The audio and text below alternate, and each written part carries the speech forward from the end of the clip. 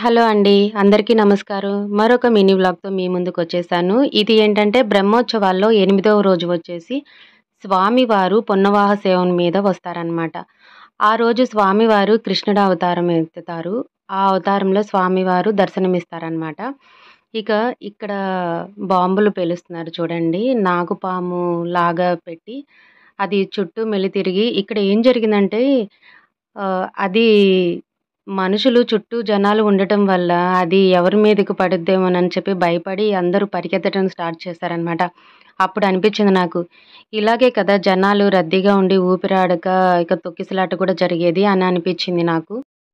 కానీ దేవుడి దయ వల్ల ఎవరికేం కాలేదు. అందరూ బాగానే ఉన్నారు. అయితే పరుగులు తీస్తే మాత్రం ప్రమాదం అనేది ఖచ్చితంగా జరిగే ఉండేది. కానీ భయమేసింది. కానీ దేవుడి దయ వల్ల ఎవరికీ ఏమి కాలేదు. అంతా బాగానే ఉంది. ఇక స్వామివారు ఈరోజు పొన్నవాహనం మీద అంటే కృష్ణుడు గోపికలు స్నానము చేస్తున్న టైంలో గోపికల వస్త్రాలు అపహరించి చెట్టు మీద కూర్చుండే దృశ్యం అన్నమాట. చాలా బావుంటుంది చూడటానికి. చెప్పేదానికంటే చూస్తుంటే చాలా బాగుంటుందనమాట.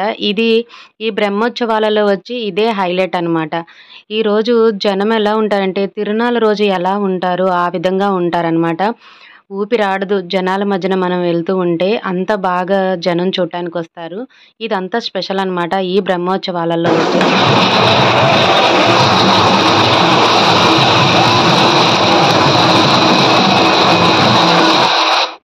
ఇక నేను మా వారేం చేశామంటే, అలాగే దేవుడి వెనకాలే కొంచెం దూరం నడుచుకుంటూ వెళ్ళాము. ఇక మా ఆడపడుచు వాళ్ళ అబ్బాయి వస్తున్నాడంటే, మేము కొంచెం దూరం వెళ్లి అలాగే నుంచున్నామనమాట. నేను చెప్పాను కదా! తిరునాళ్ళ రోజు ఎలాగైతే ఉంటారో అలాగే ఉంటారని.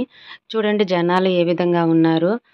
ఈరోజు స్వామివారు గుడిలో నుంచి బయలుదేరటం కూడా లేట్ అవుతుంది. ఎప్పుడు 8:30, 8:15కి స్వామివారు గుడిలో నుంచి బయలుదేరతారు. అలాంటిది ఈరోజు 9 గంటలకి అలా బయలుదేరితే, అది మిద్ది సెంటర్ వరకు అంటే ఎక్కడి వరకైతే వచ్చి ఆగుతుందో ఆ టైంకి అక్కడికి రావటానికి 11:30 అయిందనమాట.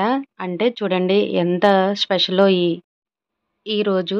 నేను ఇంతకుముందు అంటే లాస్ట్ ఇయర్ వీడియోలో ఏ వాహనం రోజు ఏంటి అనేది అన్నీ క్లియర్‌గా పెట్టాను. ఇక మేమక్కడ బాదం పాలు తాగుతున్నామనమాట. అక్కడ స్వీట్ షాప్‌లో కూడా